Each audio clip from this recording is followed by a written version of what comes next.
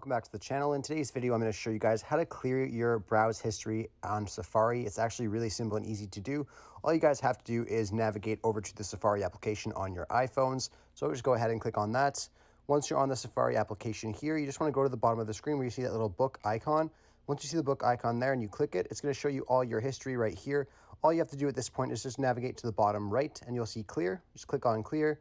And then you could decide whether you want to clear all time history or just today, last hour, etc. So you can just choose from this list here what you want to do. So let's just say if you want to do all time, you clear all time, and then you're good to go there. Your history is now being cleared.